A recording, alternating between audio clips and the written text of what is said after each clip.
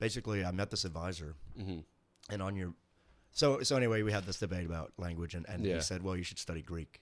Ooh, And interesting. He's the Greek professor. Yeah, So of it course, makes he's sense. saying study Greek. So I walk out of that room taking Greek history, Oh my God. and rhetoric, and Western culture.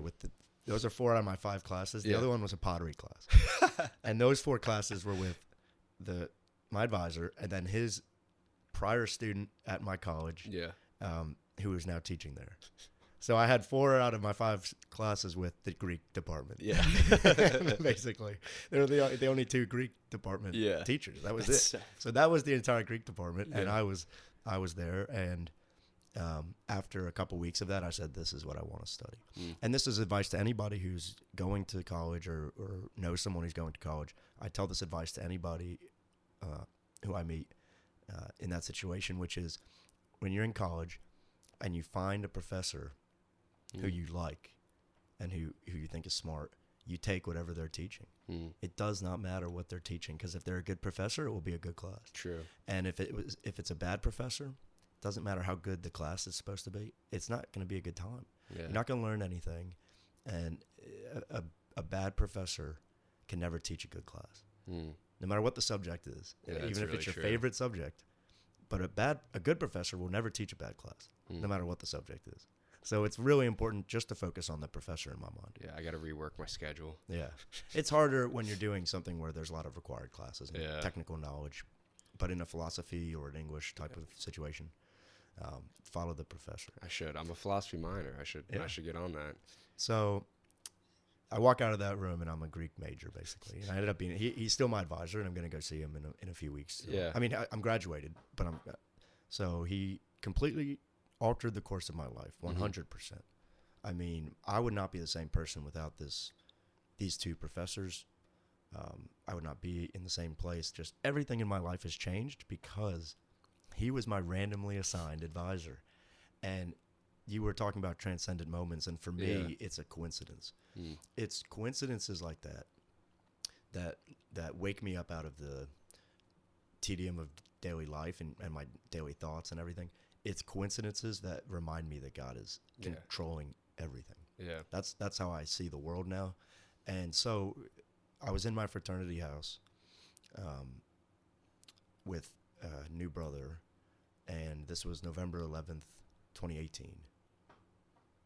And we're talking about coincidences, just like this. Yeah. And I was always interested in coincidences. And at this point, I'm not a Christian yet. And I would love, they just made me, give me chills. Yeah. How does that happen? I have a friend who went blind because of something, a bolt, I think, was in the road or fell off a truck or something and hit her in the face. Oh, jeez. Now, if she was in the other lane, if she was driving 5 miles an hour faster or slower, or if she used the bathroom before she drove, I mean, no, that wouldn't have happened. Yeah. So to me, that was meant to happen. That's how. And could I be wrong? Many people will say I'm wrong. Yeah. But that's how I see the world. This is one of my favorite metaphors, and it goes. Now I have to take credit for this one. Yeah. This is my own. Okay, I'm excited. As much as you can take credit for any of your thoughts, because I'm not sure that they're our own thoughts. Because where do they come from? Yeah, I don't know where do they come from. No. So this thought came to me. Yeah. From someone else, I guess. Yeah. But it came to me, so I'm gonna. It's all yours. Take credit for it. Yes.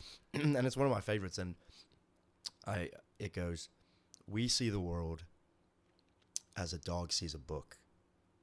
We see the world as a dog sees a book. More specifically, we see events as a dog sees words in a book, right? So when we see an event happen, we just see an individual event. So you go blind, right? We just see that as being an individual event, or you get in a car crash, or you have a really good drive when you're playing golf, or something. Any event we see as being individualized kind of events. But when you put them together, you realize that there's a cohesive narrative, and something's happening to you over the course of all these events. And they're like words in a book, I think. Yeah, no, that makes a lot of sense. And one of my favorite quotes I can't take credit for this one, but you could. It would be dishonest, but yeah, yeah, you're right. I could, but I will not today. Maybe in the future. But it says you can only understand your life if you read it backwards, and like that makes so much sense. You don't know why something happens until later, and it could be years. It could be years later. And we were talking about this last night. It's like, I don't believe in coincidences either. Yeah. I really don't. I really think everything happens for a reason. And it sounds shitty. You're like, oh, what about this, like all these bad things? I'm like, okay. You could change. I love Kanye quotes too. Yeah. He's so great. I forgot what he says. I think it's in, change tragedy to triumph. Spit my soul through the wire, because it was after. You sound like him too. Thanks, man. It's in after he broke his jaw in the car accident before he got famous or anything, and he was just all messed up. They wired him shut, and then he made that song, Through the Wire. It's probably one of my favorite songs ever. Yeah. But the whole thing is that you don't know why things happen. Like if you took that situation and say, he broke his face completely, like that sucks. And you could sit there and mope around and be like, oh, this sucks, my life, oh, everything bad happens to me. Or you could do what he did, turns his tragedy into triumph and make this badass song and do all this, try to find the good in things, you know? Because the same, I broke my face, and that's how I started this podcast. Right. And I was actually praying for it too. I was praying to be humbled. Yeah. And then in the car, I was like, I need my face and my voice for my career. Literally 10 minutes later, I got an elbow to the face, an inch above. I would have been my temple and I would have died. No way. Yeah, because it's my zygomatic arch, 3 fractures. Elbow here, if it was an inch above, I would have died from my temple. Inch below, I would have broke my jaw, and it would have been way worse. And how did you get hit? We were playing soccer. It was just a freak thing. Right. Freak thing. But if you had been a few inches in one direction or the other. And I was literally praying to be humbled. I'm like, this is a fucking wake-up call. Shit like that, I'm like, that's no coincidence. Right. And non-believers, you can always argue the other side. You can always say, basically, their viewpoint is that we're animals and things just happen. Yeah. And that's what most people who are not Christians believe, I would say. Yeah. And, you can always argue that. But for me, that is the world that I live in. It's the faith side of it. That's the point. It's faith. It is the faith side of it. And that's the world I live in. Yeah. And for me, those coincidences are the transcendent moments. So when I was in this fraternity house and we were talking about coincidences for a long time. We were probably talking for 2 hours. And it was getting to be pretty late, maybe like 11. And this guy's a new brother, but I was always close to him. Yeah. And we go into my room in the fraternity house, and we continue talking. Now, a little bit of background. I know that can be confusing when you jump temporally, but I had been reading the Bible for a couple of weeks. My friend, I went on a trip to Chicago, philosophy trip.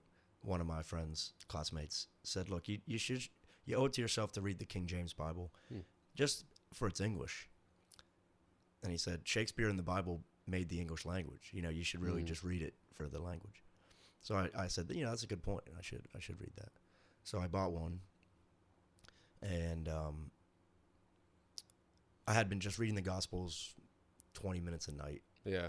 I didn't even know what I was reading. I mean, I grew up hearing, but I didn't take in the language at all. I just was reading it. And what do you mean take in the language?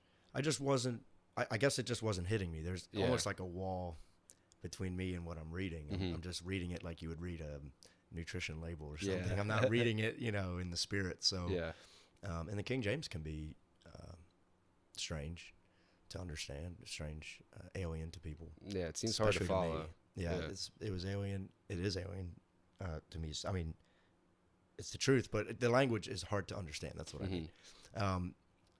So anyway, I have a Bible on my couch, and just another weird little thing.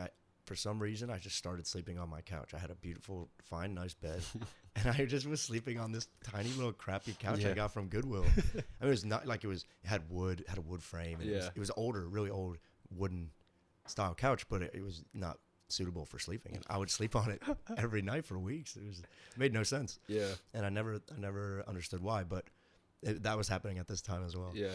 And I was sober. So that's what I really wanted to say, is that I was completely sober for about, I'd say by this point, 3 or 4 months, which is hard to do when you're living in a fraternity house. Very difficult. But I was sober. I went and saw a friend at another college. I got so drunk that weekend that I said, I'm good for a long time. Yeah. How did you fight the temptation to drink? I didn't have a temptation. But like when everyone else is doing it. I did just, maybe it was God just making sure that I would stay sober for that time, just helping me.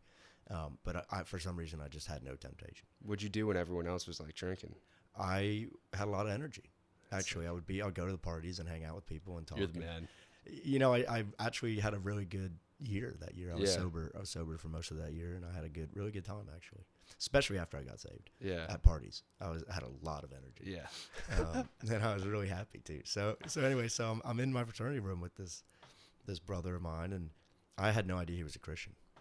He's pretty shy. Mm-hmm. Not shy. Just he's not gonna. I mean, he's come out. Yeah. Hey, I'm a Christian. Yeah. It doesn't really come up that much. No. And in a way, and if he ever hears this, he'll understand what I'm saying. In a way, he always makes me mad because I always ask him questions about Christianity and stuff, and he's just like, yeah, well, whatever. I feel like he knows so much and he's not telling me. You know? And I'm like, just tell me. And he's like, I told you everything.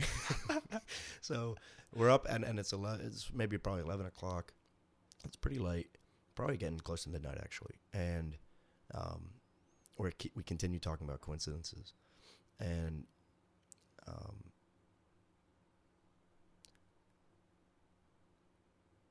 he told me not to say this. Okay. And I just remembered that, but I'm going to say it because his identity remains. Yeah. No one's going to know who he is. Yeah. And he told me, we're talking about all these coincidences and how crazy the world is, and he said, I've seen people be healed. And he also said, I've seen evil spirits.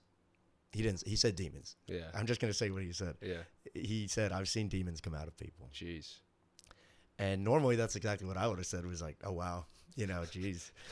But, and I probably wouldn't have believed him, to be honest. Or just maybe, wow, that's, when someone says I've seen a UFO, I probably would have said the same kind of thing. Don't get me started. And, but instead of saying that, I started saying, I believe you.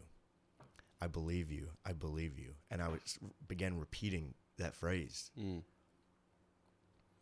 And as I was repeating that phrase, I woke up. That's the way that I explain it. It's the best analogy to the sensation that I had was when you wake up out of a deep sleep, you forget who you are, where you are, what time it is, everything.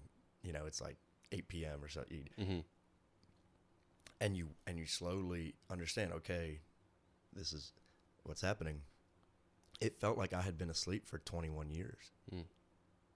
I mean, that was the sensation I had. Just from those words? From repeating those words. Well, it was the Holy Spirit. This is my experience with the Holy Spirit, a baptism of fire with the Holy Spirit. And it was, as I was repeating those words, it felt like, and I'm kind of feeling it right now as I relate this story, which does happen. And it felt, it was the most pleasurable experience I've ever had. Better than sex, drugs, anything you ever want to experience. I mean, it was the most pleasurable experience ever. And it was in my mind and it was in my heart with the pleasure. Yeah. So it was just an absolute pleasure, pure pleasure.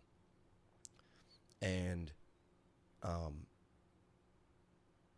I immediately stood up, and I felt like I had been asleep for 21 years.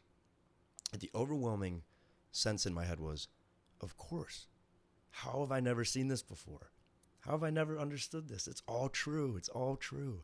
And I looked at my Bible, which was sitting on my couch, and I just instinctively knew, just a thought just flashed across my mind. That's true.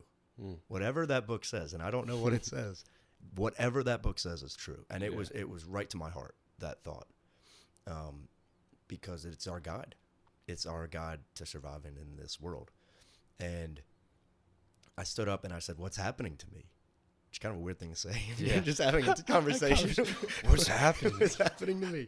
But he knew exactly what was happening to me. Yeah. And he said, that's the Holy Spirit. So he must have felt something as well. Yeah. And he said, that's the Holy Spirit. And I'm kind of, it's like the Matrix. It's like literally when you leave the Matrix and you understand you're in the real world now. Yeah. It was that strong of a feeling. And the most amazing feeling. And then he said, the enemy's going to come after you now. Geez. The enemy's going to come after you now. And I said, I want to go back. That's what I said. Because how scary is that? Yeah, that's a terrifying thing to say. The enemy's going to come after you now. But somehow he had known that I was just sealed. And I was born again. That's a born again experience. The Holy Spirit coming into your heart, washing over you. And it makes so much sense when I look back. Like you said, looking backwards, you can see how everything leads up to the big events in your life. And I look back now and I see struggling with different things. Maybe, you just want to always be a better person. So you're struggling, and I look back and I say, I was praying. I didn't even know I was. But I was just like, I want to stop doing this. I want to stop sinning. I want to stop. And not in that language, but I had those desires to better myself. Mm-hmm. And I know now that I was calling out for help. Yeah. I didn't know to who, but who in their life can say that they've never needed help? I think everyone does. One time I was driving with my dad, and